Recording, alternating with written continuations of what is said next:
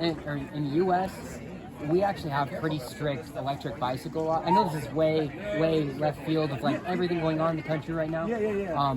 And you see what some of the areas that have the toughest electric bicycle laws are liberal states like New York or California. And these are the states supposedly that are advocating for green energy and green solutions. And this is one of those solutions that's obviously going to cause big environmental change. You know, it's cheaper on people's wallets. And I would like to see restrictions on electric bicycles to be lessened, not just on a state level, but obviously at federal level too. Yeah. I'd like to see no restrictions at all. So this was an issue in Charlotte, right? So Charlotte had a pilot program where like 3 or 4 electric bike and electric scooter companies were given free reign to operate in Charlotte. Basically, it was laissez-faire, hands off, right? Complete unmitigated market capitalism. The government had they didn't do anything. They were just not like, hey, go ahead, do whatever you want. And the only people who didn't like the results were the people in government, right? Because all of a sudden you had electric bikes, scooters and stuff everywhere, right? If you wanted to get someplace, it's like, oh, instead of calling an Uber or walking, jump on it, scoot where you need to go, park, there you go. It was never easier to get around the uptown area. Now, of course, some people act like fools and they rode too fast, or they weren't paying attention to where they were going, and they either hit somebody or got hit by a car. But you have that problem with people on bicycles, which are not regulated, right? And they act stupid, right? You can't legislate for idiocy, right? But unfortunately, right? But it is what it is, right? That's how we learn, by making mistakes. But the thing is, it worked great, right? It was really easy to get around. We had electric bikes and scooters all over Charlotte. I thought it was fantastic. I've been there easily. Yeah, and then the city government got involved and said, we're going to pass regulations. And like for 2 years, the city council was arguing back and forth, like, what kind of regulations should we pass? And this, and what's too much? And I was not an elected official, but I know some of these folks. I go to the meetings, I talk to people in my community. It's like, why are we even worrying about having regulations at all? It's working great. Look at, I think it was, I don't know if it was Wilmington, but or maybe it was Winston-Salem. They had a lot of laws. They passed some stupid, so they had a lot of electric scooters and stuff. It was a good economy. It's good for the scooter companies, good for local businesses, good for people to get around. The city government said, we don't like it, we're going to pass a law, and all of a sudden, all the scooters go away almost overnight. An entire industry was flourishing and then killed by government power, right? I think that's criminal. I really do. So, I want regulation on the things that are only absolutely necessary, right? So, for example, can I dump toxic waste in the river?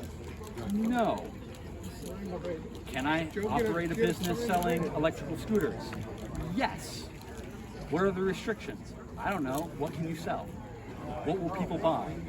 That's your restriction, right? If you're selling a product that's not good, no one's going to want it. If you're selling a service that no one wants, oh well, right? But your right to use products, to be innovative, to innovate, right?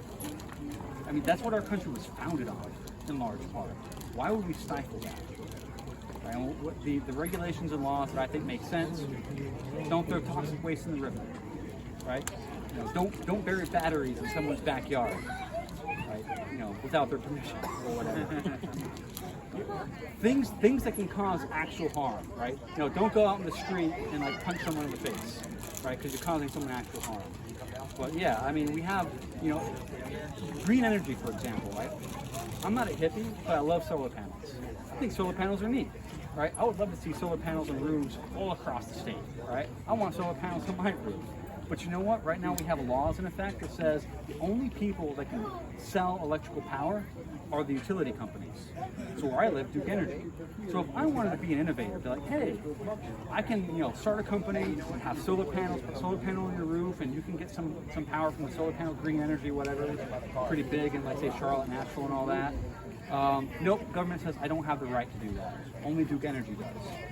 Well, this is America, isn't it? If I have an idea, to have a business, to make money, to sell something sell products or service that people want, what right does the government have to say no? That only this monopoly that has government sanction can do, right? And why is that a big deal in a place like Charlotte, right, a big city? Well, because I want less pollution.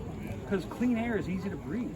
And we can do things, right, to make clean air that aren't punitive, aren't like this carbon tax BS, or limiting what kind of car you can drive or things like that. No, people will naturally want the thing that offers them a good service. I want solar panels. I want a Tesla. Tesla isn't allowed to sell their cars in North Carolina, right? Because Tesla wants to sell the cars directly to you. But state law says if you make cars, you have to sell them through a dealership. Is that one of the laws you plan on repealing?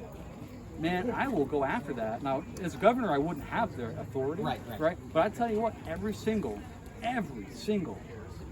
legislature, Republican and Democrat, who are in the pocket of the dealership industry, that says that a company like Tesla, an American company that makes American cars, right? They do not have the right to sell their cars to Americans in Charlotte. I'm going to put them to task for that, because why not? Like, Teslas would be cheap. Electric cars in general would be cheaper, right? And maybe that's not a big deal in a rural area, right? But if you live in a city, it's easier to build up that infrastructure to have electric cars, right? You're not driving as far typically, so why not? But I don't even have that option because the government has gotten in the way. Because